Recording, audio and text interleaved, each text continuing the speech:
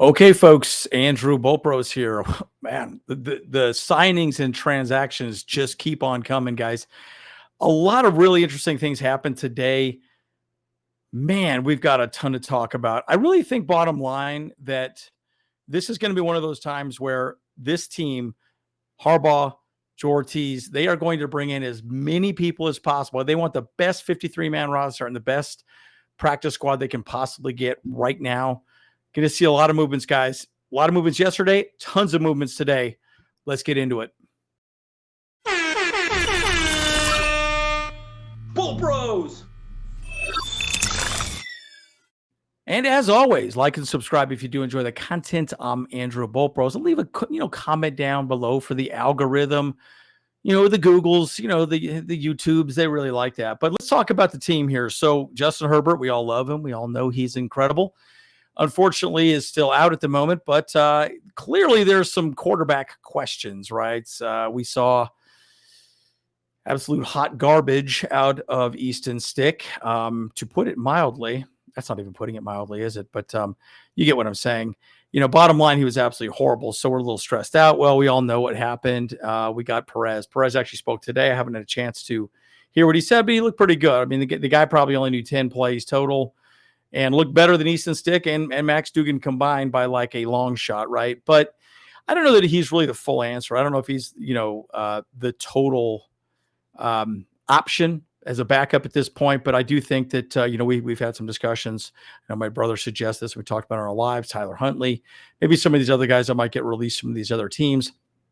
Might not be a bad option. Give them an opportunity to come into the system and learn about, what's going on. But, I would suspect Easton Stick probably has one more game. If he looks bad, I don't know that we keep him around at all at that point. But the reality is this, guys. What did Harbaugh say? Competitors welcome. We're seeing the idea of competition, right? You got to show that you belong and you have earned a spot to be there, right? So, look, bottom line, I think Perez looked pretty good. For a guy that only knows a few plays, he looked pretty good, right? So it's exciting to see. Either way, I think Easton Stick's on the bubble, Max Duggan's on the bubble, and we also know Casey Bauman got released.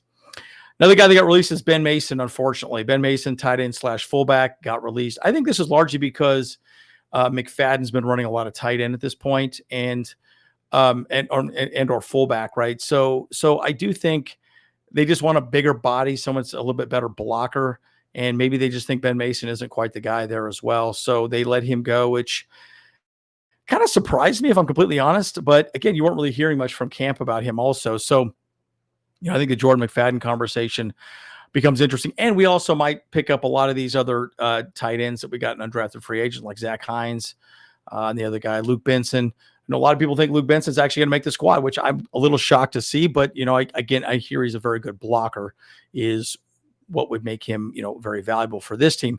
But sadly, Ben Mason is no longer with us. Well, I mean, he's on Earth, but no longer with the Chargers. There we go. Let me clarify that.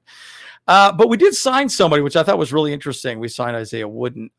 If you recall, he actually came in and did a workout with Luis Perez.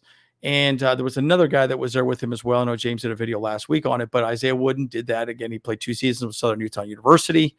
He played at Kent State also.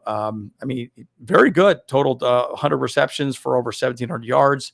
He averaged 17.3 average yards and 20 touchdowns. So he's kind of a downfield type of guy. You might be saying to yourself, Andrew, more wide receivers. Why more wide receivers? Look, I think bottom line, it's special teams. And you want depth. Now, do I think Isaiah Wooden makes a 53-man roster? Most likely not. I think he most likely will not make the 53-man roster, but could be on the practice squad. I think our practice squad situation is going to be interesting. I'm going to talk a little bit more about the wide receivers here in a second. Another guy that was just signed, I would say literally just a few moments ago, Savion Jackson, which this just shocks me, right? And the Chargers, we signed linebacker, outside linebacker, Savion Jackson, which kind of blows me away.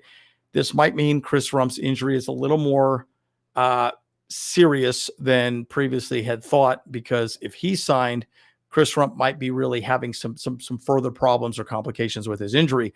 Clearly, we're not getting a lot of updates on these injuries, right? So But corresponding move, they let cornerback Chris Wilcox go. If you recall, Chris Wilcox actually was signed off the practice squad last year. He was, I think, was on the Steelers. He went to BYU. I saw him play. He was actually a very good cornerback, but, the pros never quite, did great. But Savion, man of the hour, is he went to NC State, North Carolina State. That's where Phil Rivers went, just so you guys know. Anyways, 48 games, 106 tackles. I guess they're seeing some things with him. So, again, outside linebacker. I also think he's really signed because he's a potentially good special teams player. We all know Chris Rumph was doing well in special teams also. So I think with Rumph being hurt, Savion Jackson potentially is the guy that could step in and fill that role at the moment. And Rumph has been hurt a lot as well, too. If you recall, he's always been hurt. So, we'll see what happens. I don't know that I expect much from Rumph this year. I mean, I'd love to see him finally have a breakout season, but, we'll see how it goes. But Savion Jackson was signed today. So very interesting. And again, Isaiah Wooden, I talked a little bit about him as well, but I just thought I would throw out his wide receiver photo from Southern Utah. I thought that was a pretty cool photo. But anyways, let's talk about the wide receiver room a little bit more. So this is kind of how it's looking like it's going to shake out. Josh Palmer, Ladd McConkey, DJ Chark, Quentin Johnson, Darius Davis, Brendan Rice. That makes sense to me. I can see 6 wide receivers, 7 potentially. But you got to ask yourself this question: who's going to be there on the practice squad? Man, Jalen Johnson is looking really good. Cornelius Johnson's looking really good. So, you got to wonder, maybe Cornelius and Jalen Gill was doing the special teams piece, right? So he was doing a really interesting job, returning, balls for special teams. So I'm very curious to see how it plays out, but this makes sense. What do you guys think? Six wide receivers makes sense to you guys for the actual 53-man roster? Makes sense to me.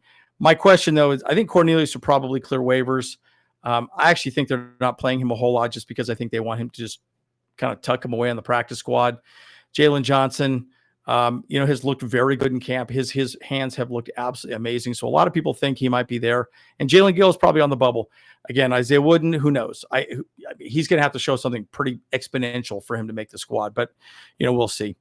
One last guy that it was interesting. He's a UFL standout, Frank Ginda. He actually was, played for the Falcons. He was on special teams last year.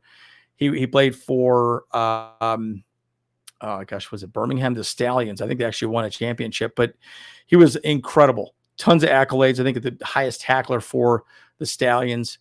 Very good linebacker. Another linebacker, guys. I know you guys are like, oh my God, Andrew, we don't need more linebackers. Look, I'm not calling the shots here, guys, but what I'm saying is, here's what I'm saying.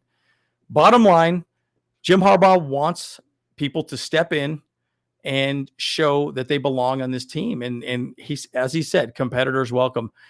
I think this really is another special teams move and a depth move at this point. So very curious to see how it plays out. Again, bottom line, folks, they're going to get the best 53-man roster they possibly can and the best practice squad they possibly can. People get released.